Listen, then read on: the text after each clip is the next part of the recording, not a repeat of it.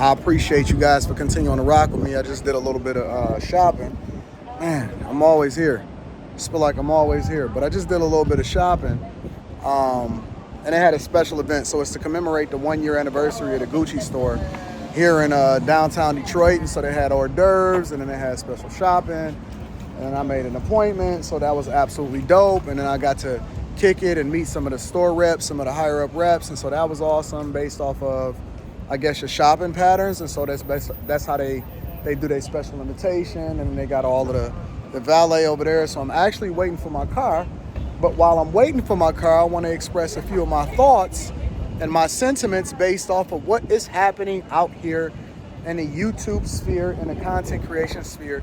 It is a very, very murky place, a very, very difficult place to be able to navigate, especially if you're making any significant amount of money. Now, if you don't really have anything to lose, or you don't see yourself long-term being a creator or anything like that, then don't worry about it. You ain't got nothing to worry about. Just do what it is that you want to do it for fun or whatever, so on and so forth.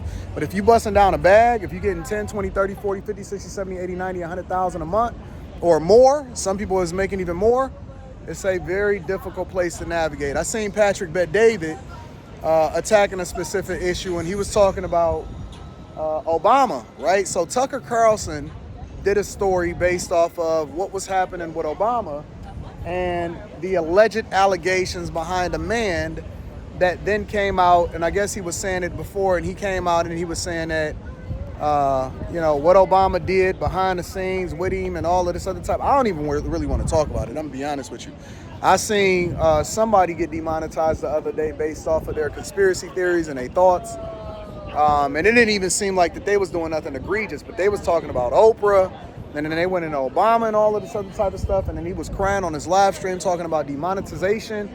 And so it's getting real in the field. And I think that YouTube is going through another phase. And they have these phases every couple years where they're going through a phase where they then tend to start to demonetize different channels based off of the stuff that they do and that they don't want to appeal to advertisers, right? And so they got to appeal to their shareholders. They got to start using AI tools. They're starting to implement other functions. And so y'all better start cleaning up that shit. I know it's a lot of people that keep telling y'all that, yo, you need to talk about this, you need to talk about that. And then you see that I'm not really participating on my platform with certain things. It's a reason for that. It's really a reason for that. And so I'm very careful now because, again, I think that you become a little bit more visible once you get to a certain space in a content creation game and you start generating a lot of views, you start getting a certain amount of subscribers, your platform's starting to get to a certain level, you're starting to hit the algorithm a little bit more. I think that it starts to play a role, and so they don't care because it's always going to be another content creator to fill whatever void that you think that you have. It's always going to be another content creator, and so I don't think that they care about how much money you're generating for the platform. They may give you a little bit more leeway, but I think if you push the envelope a little bit more than normal, it could be a situation where it's not good for you, especially if you start to adjust your lifestyle or you depending on that money in order to survive, like a lot of content creators do. It could be a very difficult situation for you, and I think that we need to start paying attention to the signs. And so the minute that you start missing that boat and you starting to get a little bit big for your britches, that could be a bad situation for you all the way across the board. Here, let me continue this conversation in the car, and then as I see my car pulling up, and then we'll finish this up.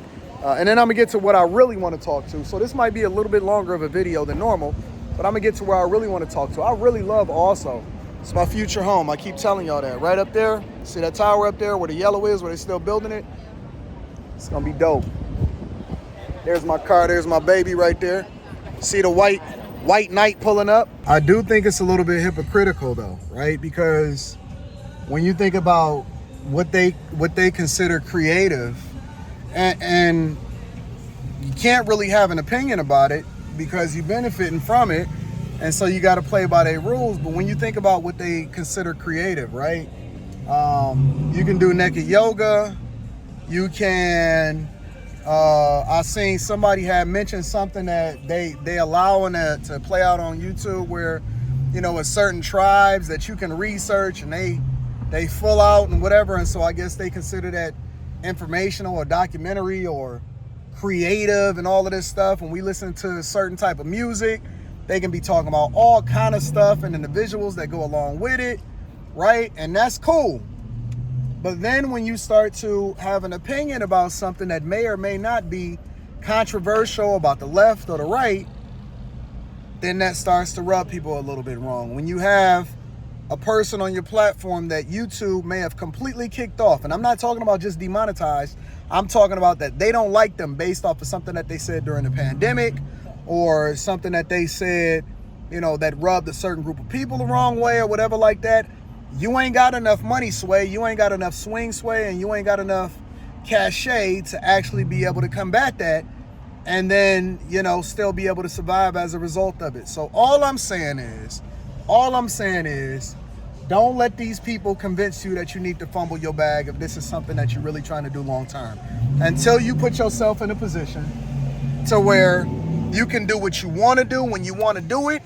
You know, again, I seen Patrick Bet-David addressing some issues that he thought was pertinent. He actually talked about the Obama situation. He willing to talk about certain things. He built like that. He in that position, right? I'm not fumbling over $1 million and growing a year for my opinion on a specific issue. You know what I'm saying? I could have that conversation on Patreon. That's why I got that platform. It's behind a paywall that then allows me, hey, what's going on, love? It's behind a paywall that allows for me to be, can I get a Black Forest?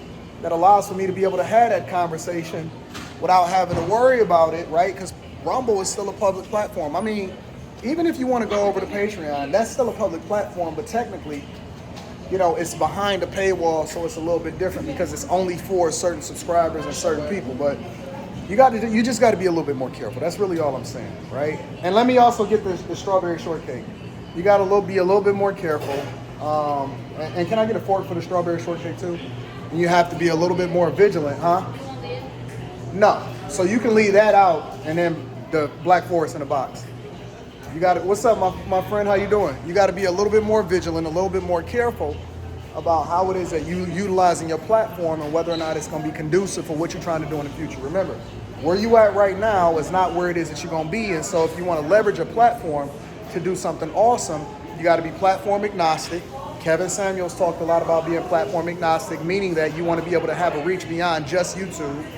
And I love it. I'm going to be honest with you. I love content creation. I love YouTube. I would have did it even if it wasn't monetized, but the fact that we busting down these massive bags as a result of it, ain't no way in the world that I'm going to put my platform on the line in order to just have a simple opinion when I can make an adjustment, have that same opinion, or be able to leverage the platform to have an opinion later on in the future that may be a little bit more impactful. I don't think that we making chess decisions. How much is it? You can keep the change, baby. I don't think that we making smart decisions long term. I just think that we having a short-term view based off of how we feel instead of leveraging the platform to do what we want to do long term. Sorry, y'all, I got all of this stuff in my hand. But we about to get up out of here. I got my girl Erica coming through, Classy Climb. She gonna come through tomorrow, so she in the city. And so I'm gonna kick it with her.